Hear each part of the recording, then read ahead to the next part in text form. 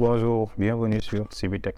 Alors aujourd'hui, nous allons voir comment héberger un projet Django sur la plateforme Render. La dernière fois, je vous ai montré comment héberger un projet Django sur la plateforme Python Anywhere. Aujourd'hui, nous allons nous intéresser à cette plateforme qui est une alternative à Python Anywhere. Ok, donc sans plus tarder ici, on va essayer de voir les configurations à suivre, ok, pour réussir cet déploiement. Donc le seul inconvénient est que ici à Render, on peut avoir uniquement une seule base de données. Ok, donc ici dans ce tutoriel, je vais utiliser une base de données que j'ai déjà utilisée. Ok, donc pour cela, on va aller sur Dashboard.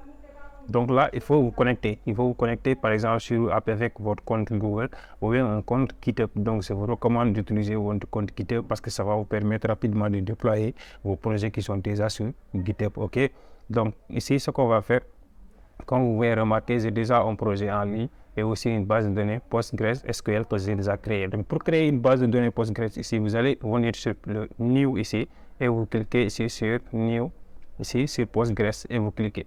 Donc la seule chose que vous allez faire ici, c'est uniquement de renseigner le nom de votre base de données.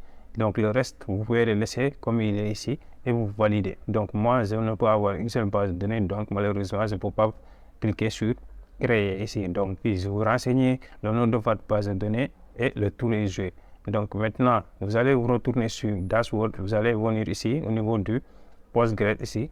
Donc vous allez voir que là, il va vous donner toutes les informations pour votre base de données. Donc le port que vous allez utiliser, le nom d'une base de données, ok, le username et le password, ok, les URL externes et internes, ok. Donc ici, nous, on va utiliser ces deux liens-là, ok, au lieu de nos utilisateurs et tout.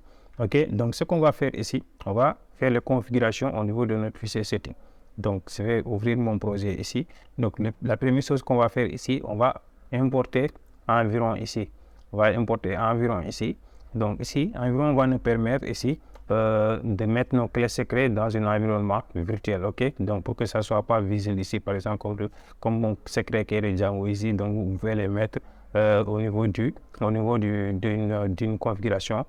Ok, au niveau d'un environnement virtuel, comme ça, personne ne va les voir. Ok, après, on va faire appel à ces clés secrètes là. Donc, on va utiliser DJ Database URL aussi, ici pour notre base de données Postgres. Ok, donc, tous les fichiers dont on aura besoin ici vont être dans cette fichier requirement.txt. Donc, je vous les mettrai en description. Ok, donc, vous aurez besoin ici d'environ, comme je vous l'ai dit, pour les clés secrètes, vous avez aussi de DJ database URL ici pour notre base de données SQL, ok, de Pillow pour les images, ok, Unicorn pour la configuration de notre application, ok. Après, vous faites pip install requirement.txt, donc pour les dépendances du projet, ok.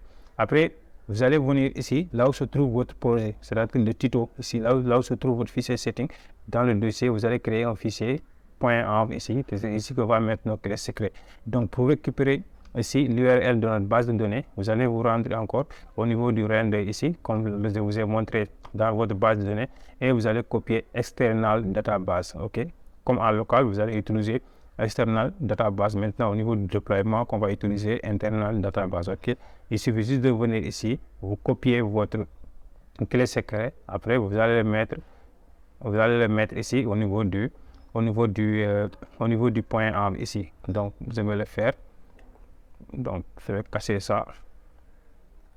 Parfait. Donc, parfait. Donc, j'ai déjà mis mon clé secret au niveau du env. Maintenant, ce que je peux faire maintenant, c'est de venir juste ici en bas, au niveau du base de données. Donc, par défaut, Django va utiliser la base de données Skylight. Donc, vous allez commander cette ligne-là et vous allez mettre cette ligne à la place. Donc, ici, database default. Après là, vous allez faire appel à DJ database URL. Et là, vous allez mettre le clé secret ici, database URL qu'on vient de créer au niveau du point env. Ok, donc c'est uniquement ces étapes-là pour la configuration de notre projet. Donc après, pour les fichiers statiques, donc ça, si vous avez déjà fait un projet Django, vous savez comment ça se passe. Donc vous allez donner le lien de vos fichiers statiques. Par exemple, moi, le dossier c'est statique. Ok, le fichier de mes images aussi c'est image. Donc vous allez donner les chemins. Ok, pour les templates aussi, donc le dossier, le nom c'est template, donc vous allez mettre template. Donc j'espère que vous connaissez déjà ces configurations de base pour un projet Django. Maintenant, ce qu'il nous reste à faire maintenant, c'est aller configurer notre projet au niveau de Render. Donc, ce qu'on va faire ici, donc on va retourner sur le dashboard. Donc, on va créer un nouveau projet ici. Pour créer un nouveau projet, on va cliquer encore sur plus et on clique sur Web Service ici. Si on clique sur Web Service, donc vous voyez, il me dit Connect Repository. Donc, il va me demander directement de choisir quel projet je veux déployer ici. Donc, comme vous le voyez ici, je vais choisir Tito. C'est ce projet qu'on va prendre, Tito. Et je clique sur Connect. OK. Une fois que vous cliquez sur Connect, ça va vous amener vers cette interface-là. Maintenant, ici, ça va vous demander de donner un nom maintenant à votre projet. Donc, on va l'appeler Tito. Donc, si c'est vous, vous allez l'appeler comme vous voulez. Hein. Donc, moi, je vais l'appeler Tito ici. Donc, pour la région, donc je vais laisser par défaut. OK. Donc, branch main, c'est bon. Ici, Python 3, c'est bon. Voilà. Ici, le build command, c'est pip install requirement.txt. Donc, on va laisser comme ça. Maintenant, ce qu'on va changer ici, c'est unicorn. Ici, au lieu de app, on va prendre celle de notre projet ici, le nom de notre projet ici. Pour cela, on va aller sur Setting.